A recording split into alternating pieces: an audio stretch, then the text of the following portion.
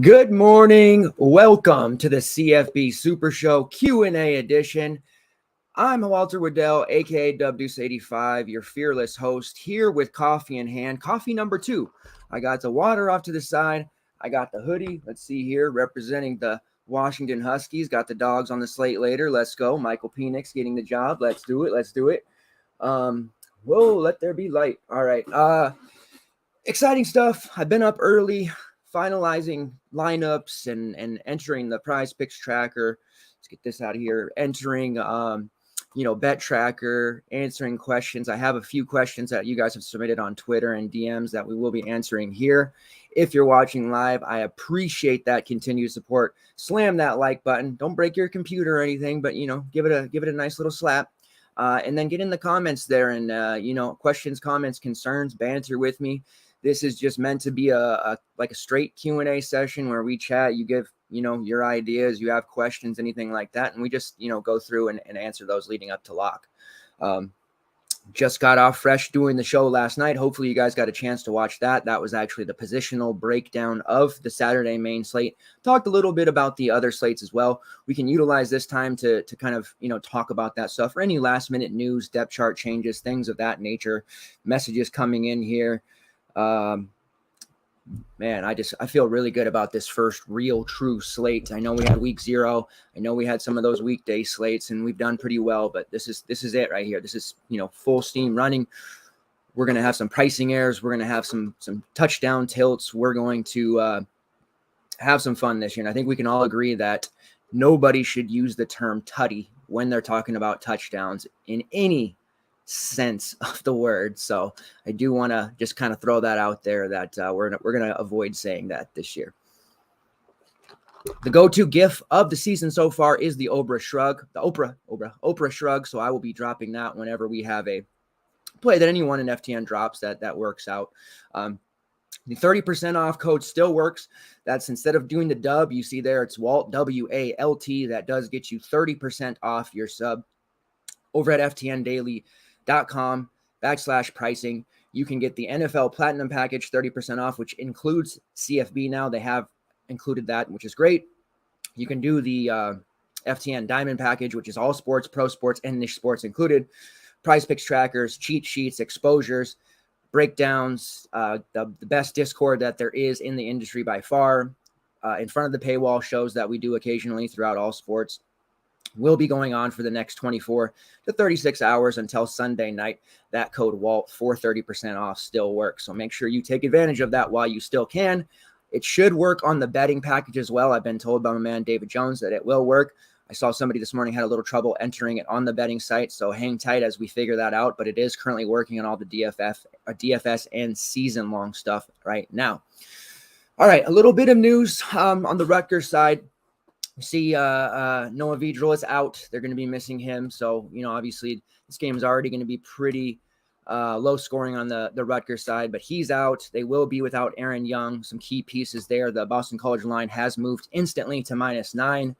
I did throw that into the bet tracker there. I know it's a little fishy move to chase the injuries like that, but with, Zay Flowers and Pat Garwo, the jerk store, Phil Jerkovich, I think they should do enough to be able to win by at least 10 points. One would hope. It is 8 over on DraftKings, 9 in other places, so I did get the 8 there. I like them to beat Rutgers. Josh Downs is in street clothes. We kind of suspected that bone bruise was going to keep him out of this one. A lot of line movement since opening. North Carolina opened, I believe, as a 2.5 point favorite. It's now swung the other way for Appy State. Now they're 2.5 point favorite, depending on where you look. I've had some questions about, hey, Downs is out. What do we want to do with their wide receivers? I don't particularly want to do anything with them. Although to fit the pieces that we want, we do have to punt at wide receiver, which is the name of the game typically a lot. I do like Kamari Morales at 3.8, caught a touchdown last week, someone to look at. I had someone earlier ask me about Gavin Blackwell. He's at 4K. He's okay as well. But you're really kind of betting on young Drake May to really replicate what he did last week against a better team and in a hostile environment and a team that's going to run the ball a lot and not allow Drake May to get into a rhythm. So I don't really love it, but he's as good as any of the others that we're looking at, which cheapies, Caffrey Brown is one I'm really kind of pushing out there at min price. He's got a nice, track star physique, one of the best track stars at his high school and in the high school level. Very fast kid. Didn't do a whole lot at North Carolina. Transferred over. They like him a lot. Bohannon seems to like him. I got myself all hyped up this morning watching camp videos of those two hooking up. So, I've got that going on. We have Dante right there for Colorado State at 3-1. Not starting, but likely getting plenty of work anyways. And then also for Buffalo, if you get down there around 3-6, you have Jamari Gassett, who's pretty much the WR2 behind Kyan Williams, really the only returners of note that they have. They do have Arizona transfer Booby Curry there at 3-9 as well. He's been a hit or miss player his entire career. So Gassett's there if you want to take the shot. And then another cheap receiver for later on would be Aju, Clemson transfer 3-9. If you're looking at that UFC game, some of you want to stack BYU a little bit with Jaron Hall. That's totally fine. A run back with USF. Right now, it looks like I'm going to be going Jaron Hall as my super flex there. Battled back and forth with this between him and Frank Harris, but I'm going to go there, and then I'm going to try my chances with the 3K Brown. All right. Let's see. We got some questions going on here. Prioritize Nathaniel Tank Dell with Tune over a Shane or Stick. Yeah, Dell, if you're going to play Tune, I think you definitely want Tank. I think at this point, I think it's probably over a Shane. I have really kind of put my big boy pants on this morning and decided that I'm going to play Dell, Tune, a Shane sharps with one of Hall, Harris, leaning Hall at this point. And it doesn't leave you with a lot. You're pretty lean at that point, especially if you want to play one of the Michigan running backs like a Donovan Edwards, who's reasonably priced. You do have to dip into that, wide receiver pool and get yourself two guys under 4K. I did just give you a list of them. Not going to guarantee them, but they have just as good a chance as yesterday's play, Keon Coleman from Michigan State, to score a touchdown. That's what we're going to be hoping, fingers crossed. But if you can't fit it, you're not comfortable with it, yes, Dell with Tune and hope for a Shane to get pulled early, or it's just so out of control after the first half that they don't want to risk it, and he ends up sitting. Daily Handle says App State -2.5 with Downs out. Yep. I mean, that's still in play. Definitely. If you got it earlier on in the week when they were dogs, you're feeling really damn good right now. And Milton LaFleur asked me about a FanDuel core. I do have FanDuel core listed in the article. If you're not a sub yet, or this is your first time watching, I will get you hooked up here, Milton. And if it does well, maybe you'll consider, coming over and joining us in the Discord here later on with that 30% off code. On FanDuel, I'm looking at, they have some of the games that are on the later slates for DraftKings, but Malik Cunningham on FanDuel, most definitely. Dual threat quarterback, 1,000-yard rusher. Has some better weapons with him. A nice, Tyon Evans, Tennessee transfer at running back to help alleviate some of that stuff. But all over him. Love this Syracuse versus Louisville game. I'm a big fan of Sean Tucker. He is the second member of my FanDuel core. I have bet multitude of Sean Tucker props via PrizePicks, DraftKings, Boyd Sports app, everywhere I can get it.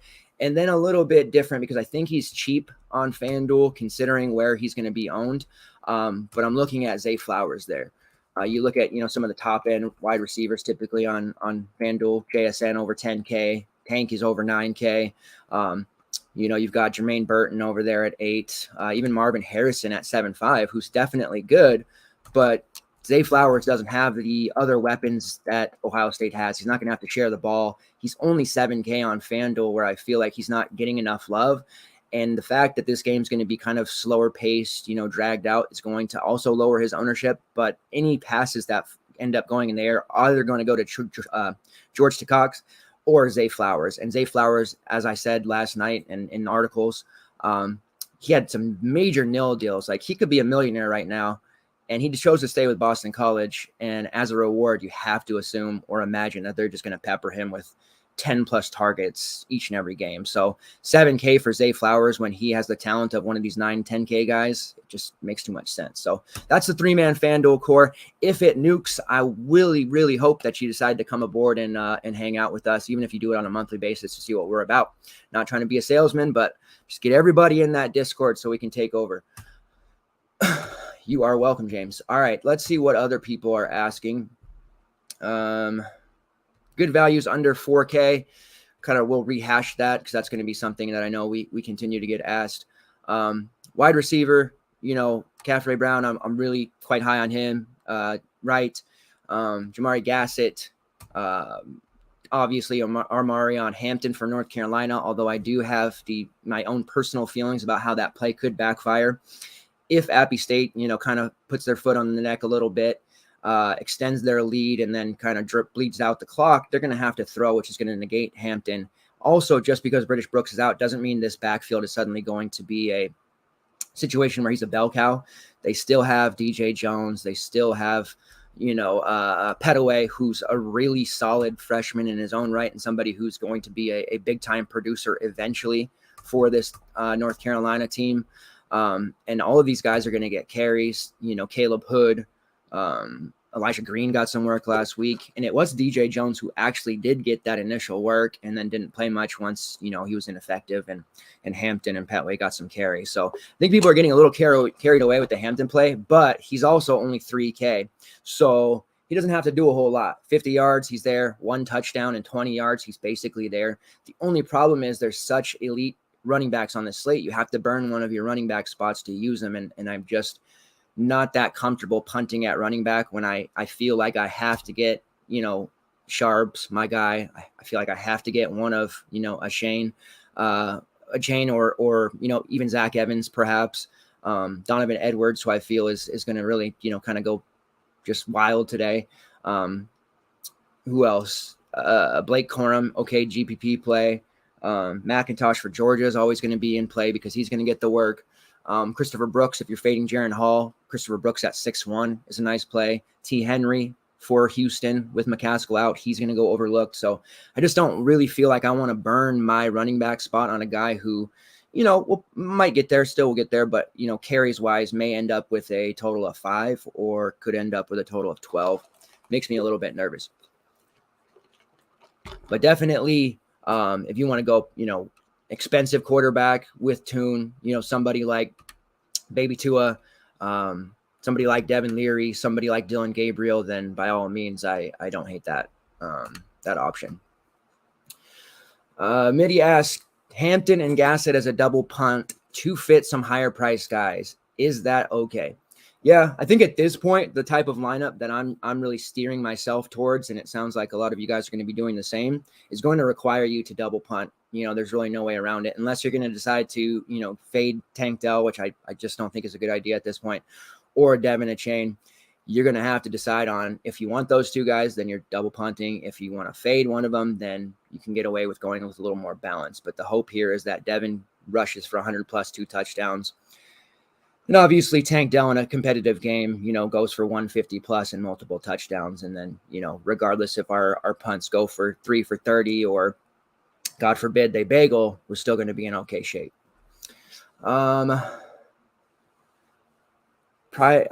Jay Wynn's asking if my prize picks is listed in order on the article.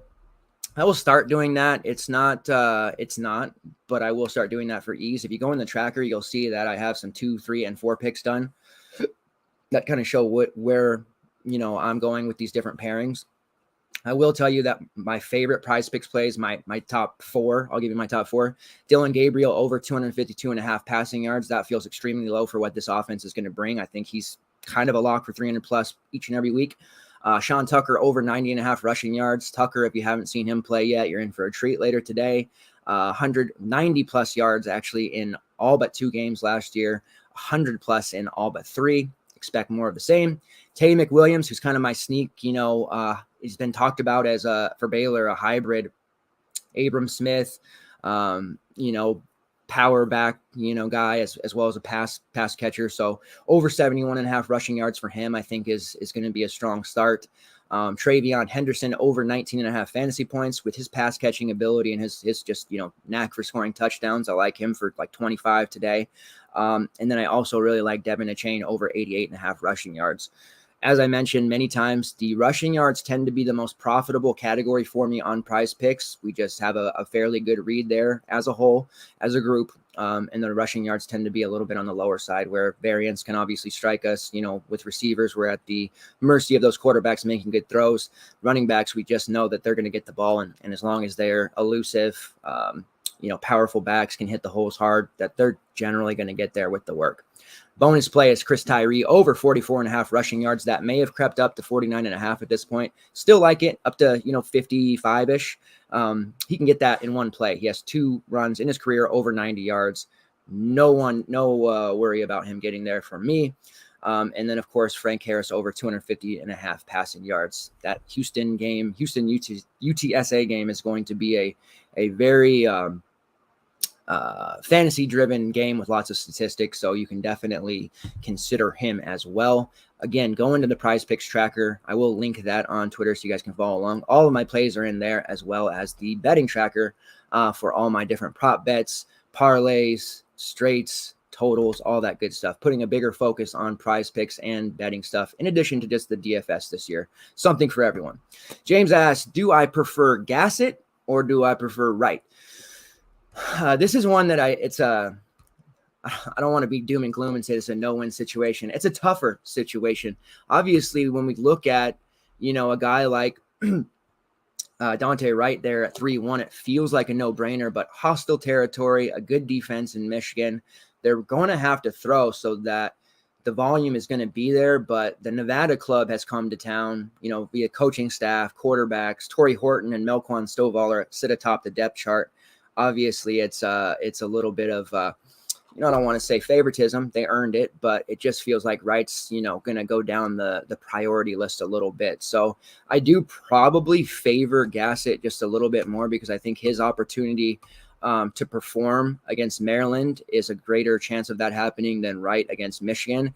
And Gassett sitting up there, WR2, WR3, not a lot of other weapons around unless you think this is going to be the Booby Curry ascension behind Kyan Williams. And opposing defenses like Maryland will know to double up on Williams, make life difficult for Buffalo, especially with, their quarterbacks who aren't exactly the greatest with Matt Myers and company.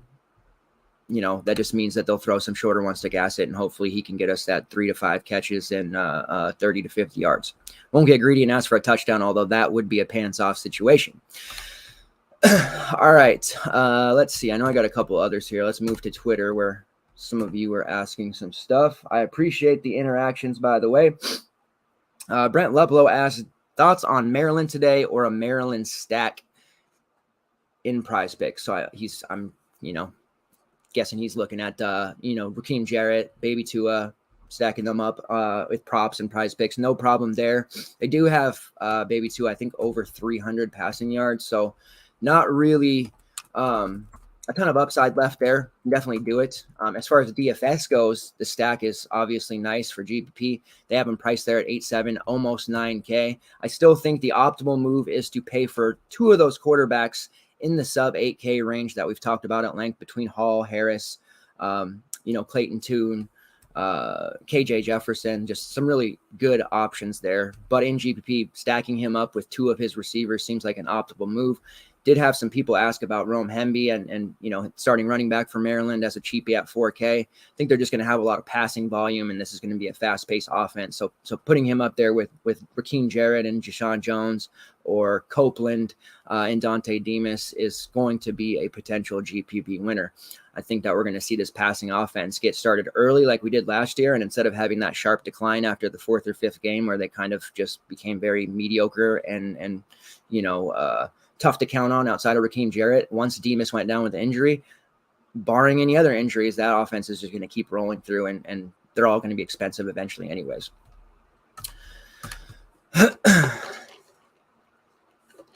Yes, pants off situation, I do say. I know that excites you, P-Buck. My South Carolina fan there. I was just telling him that it would be great if South Carolina would have been on this main slate. The lineup, my personally optimal build, has 3.6 left at receiver. And of course, later on in the day, Jaheim Bell is at 3.6, and that would have been the absolute nuts by far. But have to settle for Jamari Gassett, which is okay. Markzilla asked Gassett or Brown at the 3K price. Man, guys we're really scraping the barrel. Brown is getting a lot of hype. There is the famous coach speak and might be noise, but they say he's healthy. He's a little banged up in camp. Former track star, so very fast. And the exact quote was to the effect of, he's going to help us early on in the season and be a big part of the game plan. So if that's actually the case, that's going to be great for us, because I don't think people are really going to look there. USF's receiver room is actually much improved this year. They have behind in that QB, and there's a few other options. They were pretty thin there for reliable receivers last year. And this season they have more. So I do lean him over Gassett, and then maybe use that 600 somewhere else. But at the end of the day, I mean, we're kind of talking about, 6 or a half dozen. I don't think the difference is going to be that large. Looking at the USF receivers, of course, they have Xavier Weaver back, Jimmy Horn. They add Aju from Clemson. They add, our guy Brown from North Carolina. They have Dollison back, Horn, Carter. They have a pretty solid receiver room of guys. So I think they can be successful. And I do think them covering today is a real possibility against BYU. It does sound like Puka Nacua is good to go. It does sound like Romney's good to go. So that talk of their injuries extending into this first game don't appear to be warranted. Not to be afraid. And Hall having his weapons will definitely put BYU in a position to win. But I think USF can definitely cover. Speaking of bets, Scott asks, Utah -2.5 at Florida. Is it the fish play of the day? No, I don't think so. Utah is man, there's on that slate later anyways. Tavion Thomas is really cheap, like under 7K cheap, and his props under 90 yards too. So this is a big game for Utah. As you said earlier, Scott, yesterday when we were talking, if Utah loses this game, it probably harms the Pac-12's chances of making a playoff. Although I think there's some other teams in the mix potentially, but this is definitely close to a must-win game for Utah early on. -2.5 against Florida. I'm on board. AR is a great dual threat quarterback. His passing, not so great. I think he's improved this summer. It looks like, the talk there is that he's going to do just fine. Lost Copeland. They've got some other weapons in there. Running back position is going to be a position of strength, I believe. But I do think Utah's going to take this game. James asks, Donovan Edwards or Cameron Peoples? I lean Donovan Edwards for a main lineup, and then Cameron Peoples for GPPs.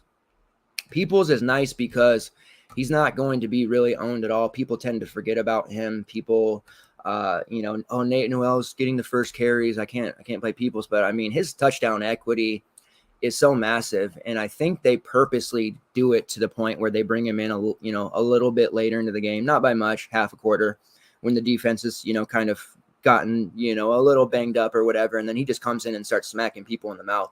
26 touchdowns in the past 2 years alone, 14 and 12, over 900 rushing yards in each. He had a bowl game where he rushed for 200 plus and like a million touchdowns. Definitely somebody to look at his price point on DraftKings, which is under 5K. Pretty alluring option actually, but for my main build, I do lean Donovan Edwards there. So it's really contest dependent. I hate to be that guy that's, cash play, GPP play. I don't want to really talk like that. So I prefer to use the term main team, which is essentially probably the same thing, but it's what you have the most money in on your lineup. Donovan Edwards, I think, is going to be a big time producer of fantasy points, not only all season long, but especially today. Blake Corum, love Blake Corum, made us lots of money last year. I personally have questions about his durability. I don't think we're going to label him injury prone or anything because it's not warranted, but I do worry a little bit about the way he plays, the way he runs, kind of, it's kind of makes him more apt to, possibly suffer, getting banged up, bruises, dings, whatever. And if it ends up being an early blowout, they'll probably pull him back a little bit to kind of protect him and then allow Edwards to kind of, just run the clock out, do some big things. Edwards is a home run hitter, somebody who, as a pass catcher, is even more elite than Corum, and Corum had some really nice, receptions last year. Edwards, 20 catches, 265 yards, and a touchdown. As I mentioned last night, any running back that has in the 20s for catches, over 200 yards, that's somebody that I want to typically roster on a week-to-week basis. And Donovan Edwards, just because he's going to be in a 1A, 1B situation, it's definitely worth investing in at this 5K price point in a matchup that they should do quite well in. Colorado State, they've got some new faces. There's a lot of excitement there, but they're just going into an impossible situation, on the road where I think they're going to get smacked in the mouth a little bit. And we may see, Cade Mack, throw early, as they're doing the tryout thing at quarterback. Cade's going to start this game, and then McCarthy the next game, and then by week 3 they're going to decide who's going to be their starter. But they'll probably allow Cade to do some things in that first or second quarter, and then start running the ball like they do. I'm not exactly convinced of that. I think they're going to ultimately just lean on the run anyways, but something to think about.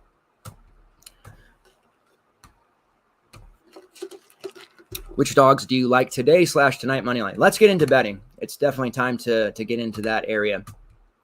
So there's a couple money line underdogs that I do like. They're not massive underdogs by any means, so it's not like I'm giving you some super sneak. I do, as much as I like Liberty and Hugh Freeze this year, Hugh Freeze is always openly flirting with going up to a bigger program. Then he goes back to Liberty. It's kind of his MO. Liberty has my boy Day Hunter from Hawaii, who I love. I wish this game would have been on the slate. We will have some Liberty slates down the road. I'm a big fan of them, just from a fantasy standpoint. They are -3.5 against Southern Mississippi. I think it's an advantageous spot to bet Southern Mississippi on the money line. They're +140, 3.5-point dogs. I think that they'll be able to do enough, in this game to, kind of slow, Liberty, they're going life after Malik, right? So I think there's going to be an adjustment period there. They will run it a lot. They'll let Hunter do some things, but I think that Southern Mississippi has the chops defensively to kind of cause trouble. They certainly have the talent on offense with Frank Gore Jr., Jason Brownlee, who's a really underrated receiver, Brandon Hayes, who's going to be pretty decent this year. Who else did they get? Latrell Jones, who's a community college transfer. Can't remember which community college without pulling it up, but I'm not going to do that to you guys. So they have the weapons, and I think that they're going to definitely be in the mix to not only cover that 3.5, but also win the game outright. So that's my first money line underdog. Again, not some super sneaky bang my chest, tell you what's up play there, but it's definitely worth looking at, especially if you're going to build any parlays today. And then the other one I was looking at was, oh gosh, where is it? Boise State against Oregon State. I'm going to come off this year as being a Pac-12 hater as a Husky fan. I just, I want to see all Pac. I'm not the fan. There's the fans out there of their team. They want to see the other teams in their conference do well and support the conference. And, it makes my team better when the conference is winning. I'm not that way. I want to see all the other Pac-12 teams just lose every game. I don't want to see them do well at all. I just want to see the Huskies ascend to the top, and that's that. Of course, my Pac-12 DFS plays I want to see do well, Zach Sharps, but I want UCLA to lose. Obviously, they're not going to today, but I think Oregon State's just going to be kind of trashy again this year. They have some nice weapons returning. They did lose my guy Zariah Beeson to Washington State, but they do have returners at the receiver position that are capable of operating as a Wandell Robinson-esque type of weapon, but they're still going to be going with Nolan at quarterback, so not that excited about them. Boise State +2.5. The money line is +105. Again, not a huge underdog favorite, but a one that I think you can parlay into something and make some good money on. Hank Bachmeier is back. I think Boise State goes into Oregon State and walks away with a victory of 7 or more points, to be honest. So those are my two favorites there. Some people are starting to take UTSA. I'm still on Houston. I have them at -4. Still feeling that. Let me get into my bet tracker real quick, so that'll just be easier. UCLA -23.5. I have taken that one. I think that it's gotten down. I think it was 25 like weeks ago. Bowling Green getting some money bet on them, but ultimately I think UCLA is just going to hammer them. Again, I did bet Boston College after that injury news, and then I have several props that I am taking. Zach Charbonnet over 105.5 rushing yards. That one. It's good to go. Sean Tucker over 90.5 rushing yards. Got that over on DK. Dylan Gabriel over 252.5 passing yards, just like Prize Picks have that over on DK. And then depending on where you can find it, Travion Henderson over 88.5 rushing yards. That's over on the Void Sports app. I do see it up over 90 plus now. Still like him, for 100 plus, but losing a little bit of value there.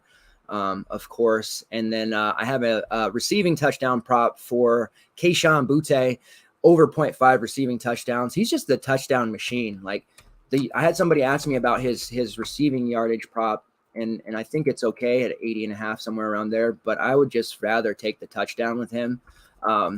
There'll be times where the yardage isn't there, but he'll have like 3 touchdowns in a game. And he's done that several times in the past. You see in 6 games last year before the injury, he had 9 scores. The year before that as a freshman, when he kind of broke out, he had 5, and that was late in the season. Had a couple of games with multiple touchdowns. So that's one, any of you touchdown prop guys that want a little bit of sweat, that's one I'd look at, regardless of who ends up at quarterback, Jaden Daniels or Nuss.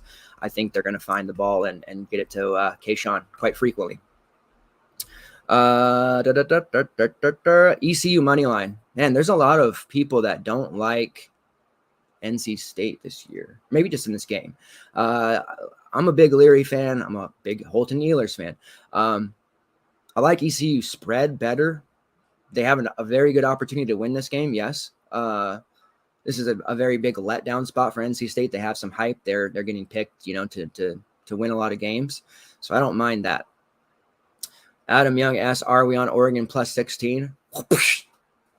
How dare you ask me that? No, I'm not.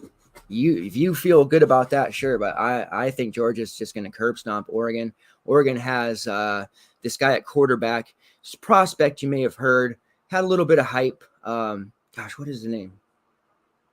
Oh, yeah, Bo Nix at quarterback. So, I mean, that's worth like 14 points alone for Georgia off of 2 pick six. So you're going to have to overcome those 2 pick sixes. So maybe at plus 35, but plus 16, hell no. What wideouts do you like in the Houston game for DKGBP? Asked Tony. Matthew Golden for sure, with everybody on Tank Dell, myself included. Matthew Golden is, a 4-star recruit, getting a lot of hype, has been just phenomenal in summer and fall camps. A guy that, could very well have played in an upper tier conference. And once Houston makes the move, he will. I like him. The price on DK isn't super advantageous. It's still okay, but early season, I would have loved to have seen him be, 3.5 or him be 3.6. If he was 3.6, my God, I would love my lineup just that much more. But at 4.9, he's definitely, a GPP type of play for sure. Christian Trahan, the old reliable tight end at 4K. You're looking for the touchdowns there. He only had 2 last year, but I think he was a big time red zone target last year. He just didn't find the end zone as much as they would have liked, but he is a guy that is a reliable target for Clayton Tune and somebody that will factor in to this, offense, especially in the red zone goal line area. So he's the other one you can really look at. There's some deeper options you can potentially use. They did bring on Joe Manjack, who you guys may recognize that name. Excuse me, from last year. He was a USC wide receiver. He had some moments. He's out there now.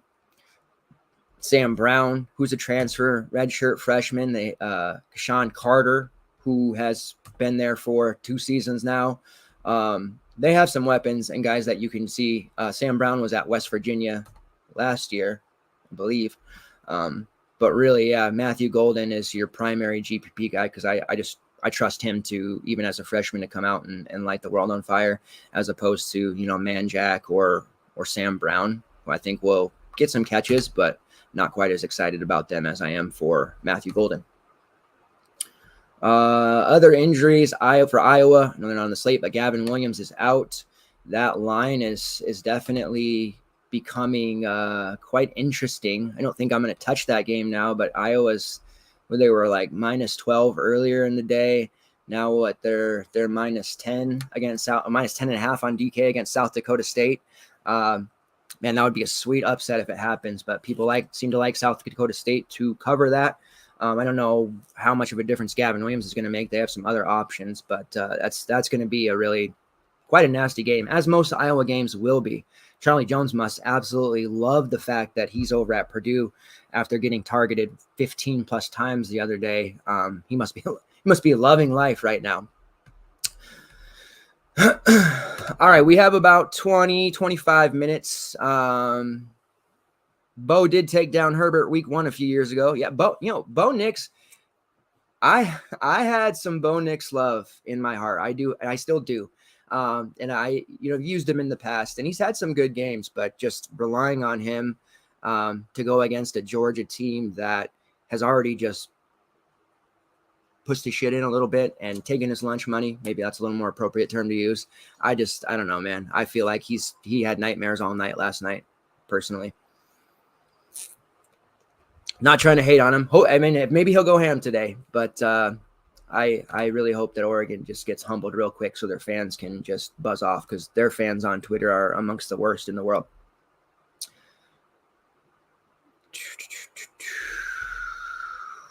Oh, that's not good. Somebody having trouble with their optimizer. Let's see. I know there's another question here I missed. Do I trust Baby Tua, or does he let me down again?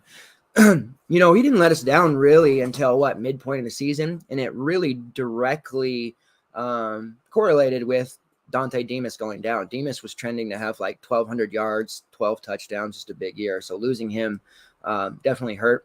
I feel like people are really going Raheem Jarrett crazy because his price is good and he had such, amazing production, a lot of targets last year. But we need to factor in the fact he did all that without Demas. When Demas was in the lineup, Baby Tua was looking his way so much, and those two have a really good thing going. I think they picked that chemistry right back up, and he's going to produce today. And I like Demas. I think Demas is not being talked about enough, going way, way, way under the radar as people look to Copeland for GPPs. And then, of course, Raheem Jarrett, who's priced down there under 6K. Not that Jarrett is like some kind of a void or anything. It's kind of that Eastern Michigan situation from last night where Tanner and Canu obviously ended up the optimal play as chalk. But it made sense with Hassan Beydoun, being the main GPP play, people ignoring Dylan Drummond because he was in the middle tier. And he had a nice first half, 4 catches, 60 yards, and then didn't do anything after that. Similar situation here. People aren't going to be looking to Demas quite as much. They'll be playing Jarrett or going down and taking a value instead. So Demas is a guy that could definitely get you 130 and 2 touchdowns today at sub 10% ownership.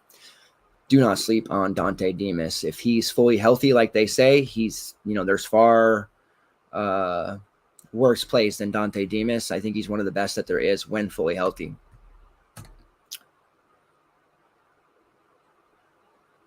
Adam says, after watching Anthony Brown last year, Bo Nix might look competent. That's our resident Anthony Brown hater. I think the NFL turned Anthony Brown into a tight end. So, I think they tend to agree with you that he couldn't throw the ball very well. Reese asks, favorite game spread to bet. So, good morning. My family's starting to wake up. But my favorite game spread, I think it's still Houston -4. I'm really confident in that. I was very confident in Illinois +3 until mistakes happened, refs happened, and we got a touchdown taken away to cause that one to be a push. Very devastated about that one. But I feel pretty good about this Houston -4. And also UCLA -23.5. Now, I don't really like to take the big spreads. They make me nervous. I think it's because I'm such a big college basketball guy at heart. It's really where I started as a child in the sport that I love the most. So I tend to stay away from these really big spreads because they scare me. But 23.5 for UCLA seems like a good number to still take. It was a little bit more, earlier on in the summer. Some Bowling Green money came in. Apparently they're a veteran team. They have some options, but we're talking about still a lower end MAC team that got smacked around by lesser teams. UCLA's offense should score at will here. 27, 30-point victory. So between Houston -4 and UCLA -23.5, those are two of my favorites. And Arkansas -6.5 is still one that I have hit several times. Getting a little excited here and should probably slow down on my bets here, but I feel pretty good about those three and have bet them for the last couple of days. All right. Let's see. Thoughts on Eric Gilbert. Thank you, Craig, for bringing him up. I was almost about to forget. I had it on my note list here to talk about him and then almost turned around and forgot. So Georgia, just completely lit at tight end. Brock Bowers, our guy. Washington, who's more of a blocker but can catch, has NFL caliber talent. And then Eric Gilbert back in the mix here. LSU transfer. Had to step away from the game for a while after transferring to Georgia. Now he's back, head in the game, healthy, ready to go.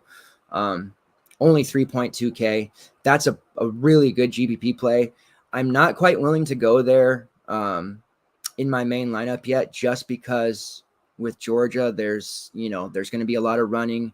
They're going to get McConkey involved. They're going to get Bowers involved, Adonai Mitchell, Kyrus Jackson, who's been a full participant all week. I believe he's going to play. Earlier, it looked like he wasn't.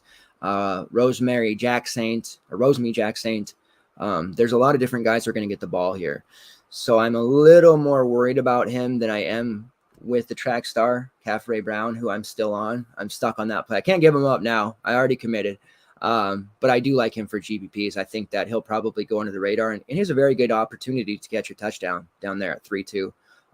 Georgia's going to be able to run some 2 and even 3 tight end sets at times, they've talked. And with Washington's elite blocking, the amazing hands of Bowers, the defense paying attention to Bowers, Gilbert might find himself in a one-on-one situation with smaller defenders, and he will eat on any jump ball. He's a freak athlete. People are going to forget this because he really hasn't been on the field for 2 years. Coming out of high school, he was hyped to the moon. He's making some spectacular one-handed catches above guys, jumping over guys, just stiff-arming guys. Pretty much look like a Madden creative player at times with his super joystick abilities. So I like Eric Gilbert. I'm thankful that you brought that up because I was almost about to forget him. Definitely in play. Rolling it back to Brock Bowers, also in play at 7.6. I've hit most of his props, for prize picks in the various books, so I don't have him in DFS today. But if ever there's a time you want to use Brock Bowers, my man Jamie knows this, you want to use him in games where it's going to be at least somewhat competitive for a while. The games where they're playing lesser opponents and it's over by halftime, you don't want to use him because he's typically going to get pulled, although many times he had 5 catches, 75 yards, and 2 touchdowns in by halftime, which is still pretty good. But at 7.6, you'd like to get all 4 quarters, which there's a very good chance that happens today in the Dome. But yes, thank you. Eric Gilbert is in that list of 3K to 4K guys that you can look at receiver. And I think the trend, last year especially, and it will continue into this year of punting 1, maybe 2 receiver spots is going to continue. I am going to continue to prioritize the running back spots. For those of you who are new to the show or new to me, I am kind of a purveyor and hype machine of the 4 running back build. This is, instead of doing the traditional 2 QBs, QB, and the super flex, running a 4th running back there. And we found that last year we were extremely profitable doing so because we're going to find their slates with Bijan Robinson, Deuce Vaughn, Charbot, Achane, all the Braylon Allen, all these elite running backs. And they're usually going to come in a little bit cheaper once the quarterbacks that are, CJ Stroud and Bryce Young of the world, they're at 10K. You can get a guy like Braylon Allen who's going to get 30 touches, at 8K, save that 2K, get a similar score. Doesn't have to necessarily outscore them, but get a similar score. And thus I can use that 2K to avoid having to punt multiple times at right receiver and hope for a bailout touchdown or a dirty word here, lucky touchdown. So now is not the time for the 4 running back builds. I will be very clear when it happens. I am one of the few in the industry who thinks it is a viable play. A lot of pushback last year when I talked about it, when people started doing it and seeing how it worked. I think we've had a lot of embracement of that. And, the house/church of 4 running backs will be in full effect this season. But today, especially this main slate, we need to run 2 quarterbacks in our main builds. All right, we are approaching 15 minutes to lock. Let's see who we got. Some text messages coming in here.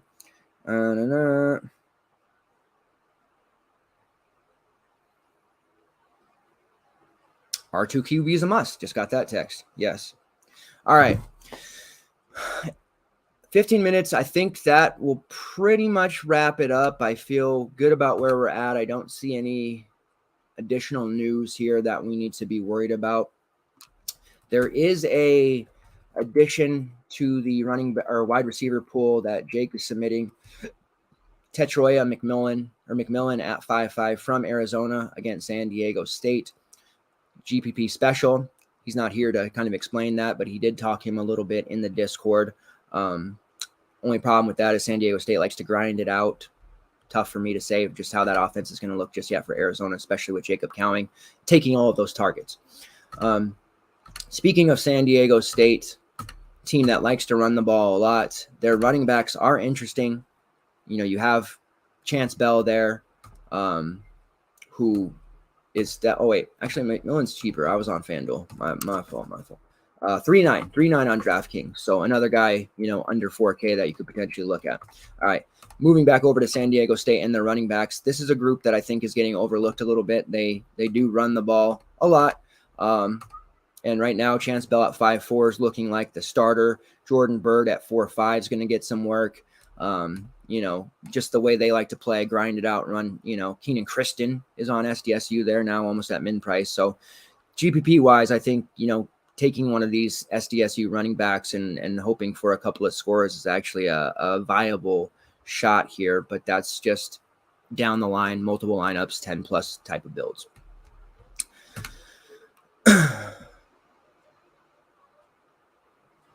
Scott likes Chance. All right. I think that wraps it up. Circle back around. We have approximately 24, 36-ish hours left of the code WALT. Walt, that's me. 30% off your sub, which will work at FTN Daily for the DFS side. It'll work at FTN Fantasy for the season-long Dynasty side.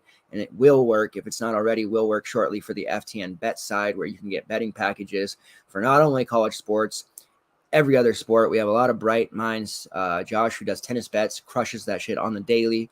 And we have a lot of really good guys on the betting side that are putting out good content each and every day. So don't sleep on this 30% off discount, because it ends up being, for the diamond package, roughly $49.99. You're not going to get that access to that kind of content for that cheap anywhere else.